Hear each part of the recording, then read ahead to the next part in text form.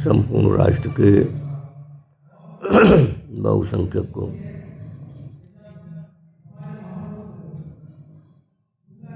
अम्बेडकरी Buddhist हो, महात्मा फुले, संत कबीर, संत रविदास, संत गाडगे, पेरिया रामास्वामी नायकर, पेरिया ललित सिंह यादव,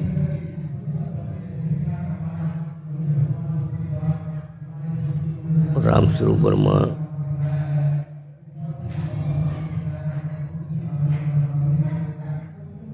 एवं देश के बहुसंख्यक को कर्णधार के शुभचिंतकों,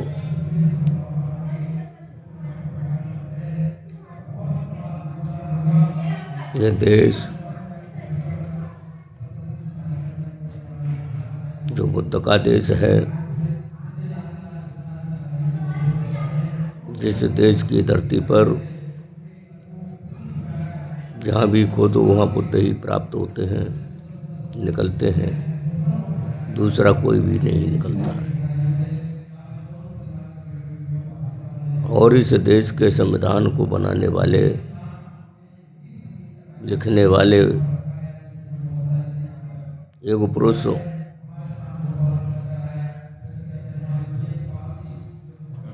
महान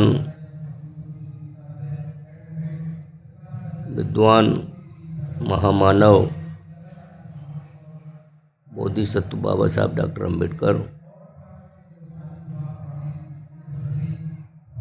के संविधान दिवस के मौके पर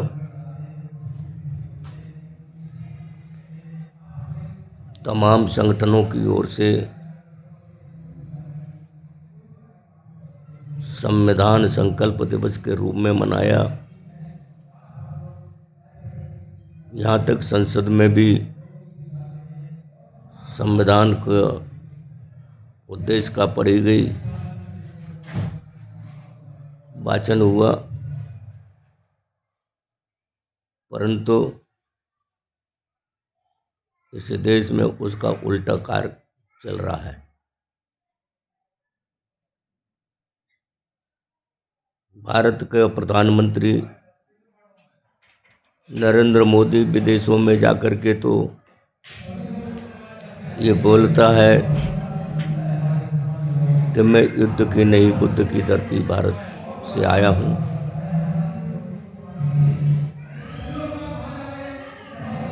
और बाबा साहब अम्बेडकर के बारे में भी कहता है कि बाबा साहब अम्बेडकर भारत के महान प्रणेता हैं, परंतु भारत की धरती पर इसके विपरीत होता है। प्रधानमंत्री नरेंद्र मोदी बाबा साहब के छाया चित्र के सामने, प्रतिमा के सामने नतमस्तक होता है। ये दर्शाता है कि ये बाबा साहब अम्बेडकर का बड़ा अनुयायी है, और यही भारतीय जनता पार्टी के कुछ नेताओं के द्वारा जहाँ पर अम्बेडकरवाद आगे बढ़ रहा है, उन क्षेत्रों में जाकर के कुछ घोषणाएं करके कहीं अम्बेडकर भवन बनाना, कहीं कुछ करना, ऐसा करके वहाँ के लोगों को अपनी ओर आकर्षित करना चाहते हैं। दूसरी तरफ वही भारतीय जनता पार्टी की जननी आरएसएस, बजरंग दल, हिंदू महासभा, बजरंग वाहिनी, दुर्गा वाहिनी इत्यादि संगठन के आतंकवादी गुंडे बाबा साहब डॉक्टर अम्बेडकर के लिखित संविधान के विरोध में है। उसका जीता जागता उदाहरण ग्वालियर का एक वकील है अनिल मिश्रा, वह बाबा साहब अम्बेडकर को संविधान का रचयिता ही नहीं मानता है।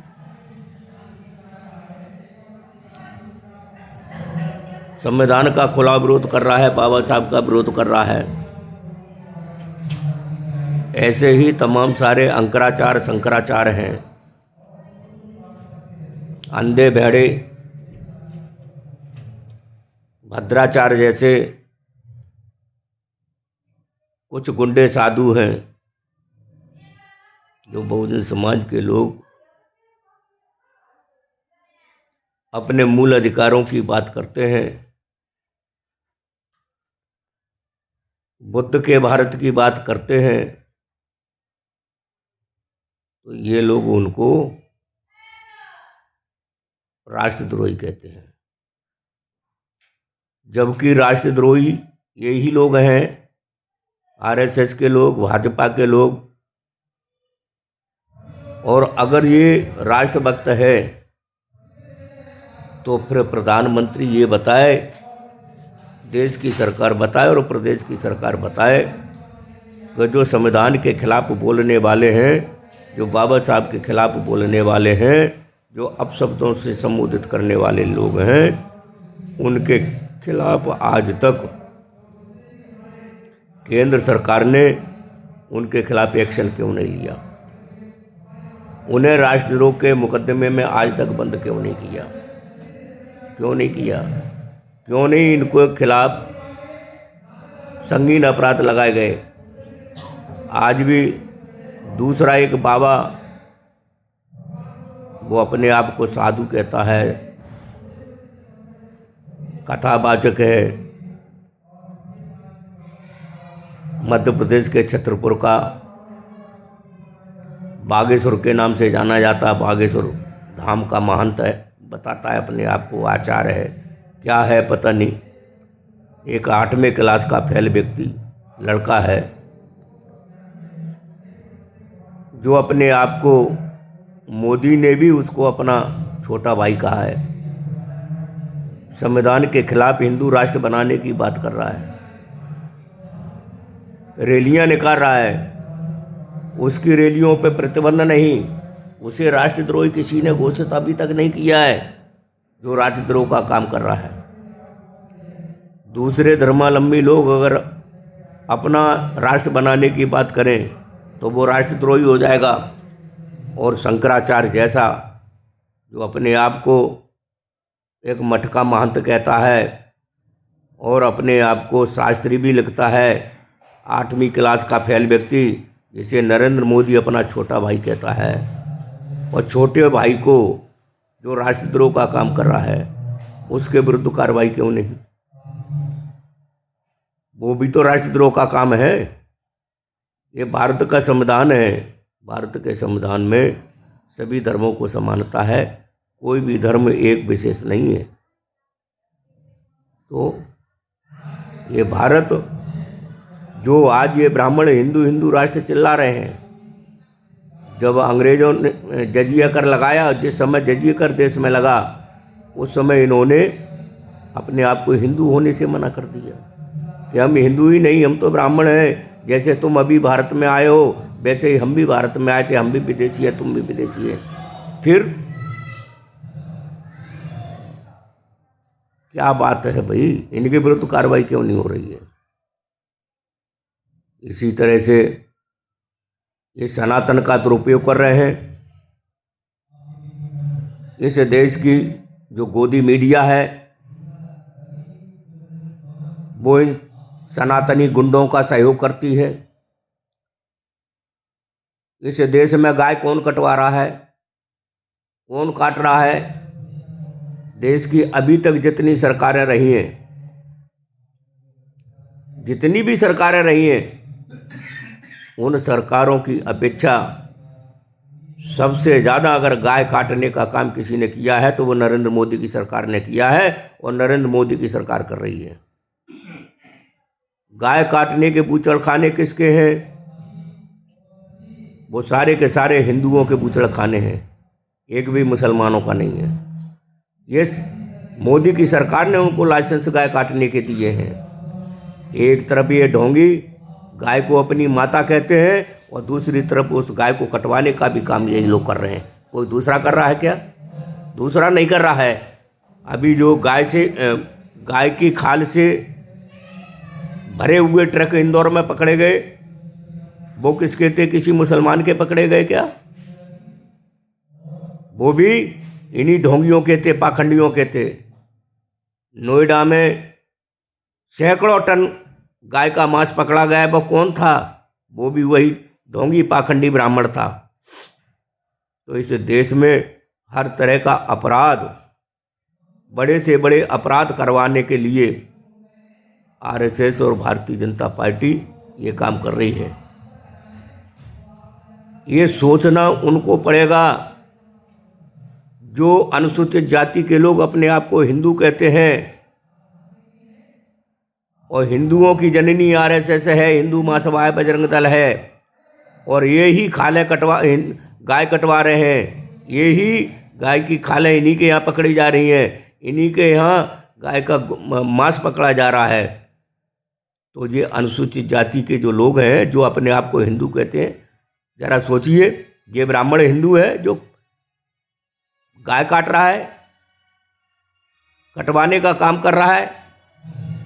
जो लाइसेंस हिंदुओं को दिए गए हैं गाय काटने के, अगर कोई मुसलमान होता तो ये भारतीय जनता पार्टी रोड पे नंगा नाच करती और मुसलमानों के घरों में आग लगा देती। क्या तुमने इन ब्राह्मणों के घरों में आग लगाने का प्रयास किया है जो गाय काट रहे हैं?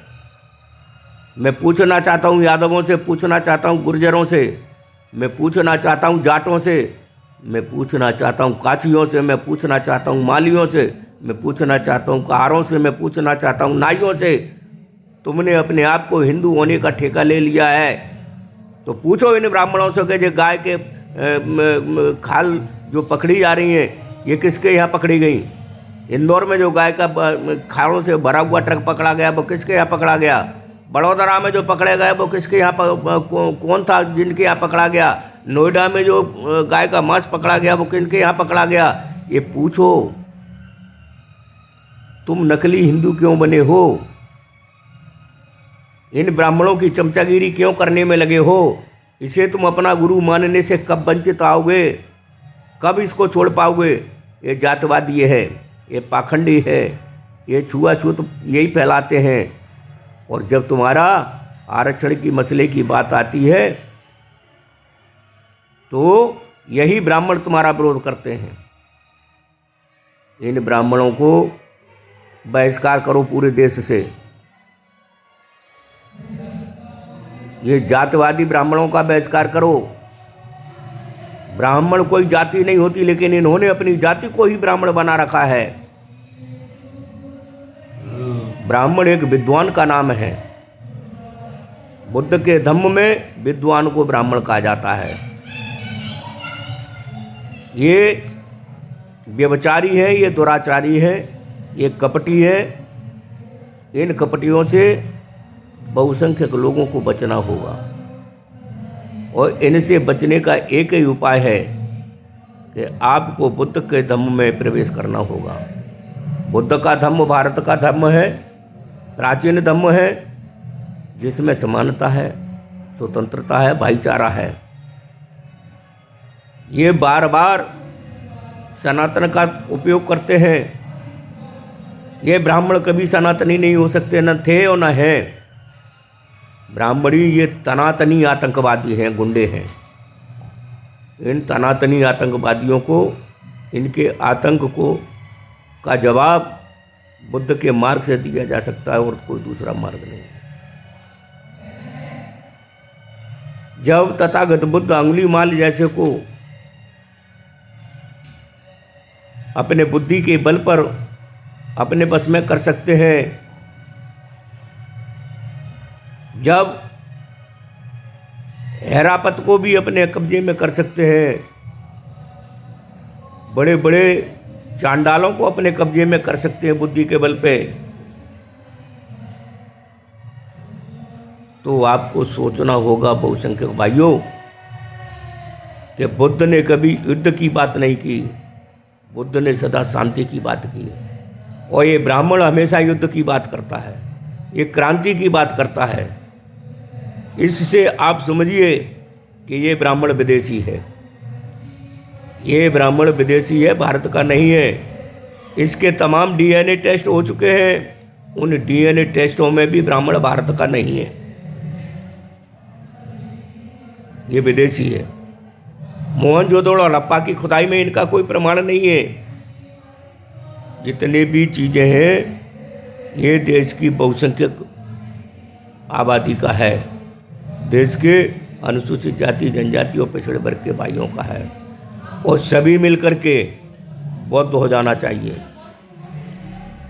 सब मिलकर के बौद्ध बनो, ये बौद्ध बनो अभियान में शामिल हो, और देश की रक्षा सुरक्षा के लिए बुद्ध का ही धम्म उत्तम है। इसलिए मैं आपसे बार बार कहता हूँ कि इन लोगों से दूरी बना के रखें और इनका बहिष्कार करें। अभी हाल ही में घटना जबलपुर में हुई है। जबलपुर में अनुसूचित जाति जनजाति और पिछड़े वर्ग का अधिवेशन जिस हॉल में हो रहा था, वहाँ पे इन्हीं बजरंगियों ने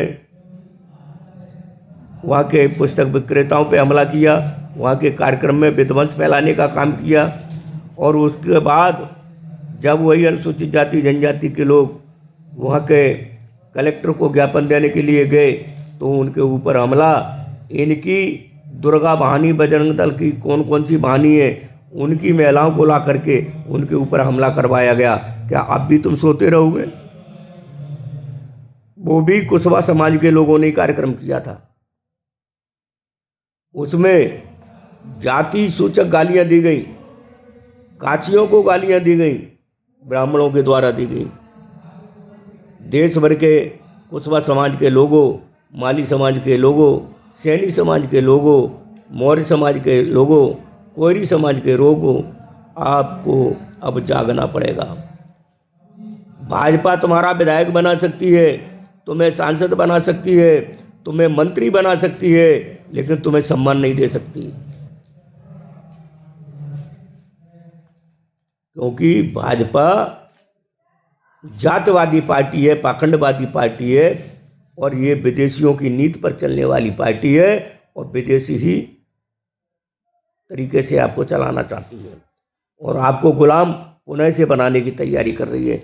इसलिए अपने गुलामी से मुक्ति पाने के लिए लोकतंत्र में भारत के संविधान को मजबूत बनाओ, और मजबूत बनाने के लिए ज़रूरी है कि भाजपा जैसी पार्टियों को हराओ। और भाजपा हो चाहे वो कांग्रेस हो चाहे वो कोई भी दल हो, जिस दल से ब्राह्मण को टिकट मिले उस ब्राह्मण को चुनाव हराओ, उस ब्राह्मण को चुनाव हराओ। ब्राह्मण कोई भी चुनाव जीत कर नहीं जाना चाहिए, चाहे वो पंच का हो, सरपंच का हो, जनपद का हो, अध्यक्ष का हो, और चाहे वो विधायक का हो, चाहे वो सांसद का हो। इन किसी भी पदों पर ब्राह्मण को चुनाव नहीं जीतना चाहिए।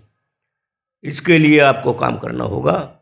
और अभी कुछ समय में अगस्त के महीने में, अंत में अगस्त और जनवरी के प्रथम सप्ताह में अखिल भारतीय भिक्षु महासंघ के तत्वाधान में एक विशाल धम्म यात्रा रैली मध्य प्रदेश की राजधानी भोपाल से प्रारंभ होगी, और जो 6 फरवरी को दिल्ली में बाबा साहब डॉक्टर अम्बेडकर भवन, रानी झांसी रोड, दिल्ली पहुंचेगी। और दिनांक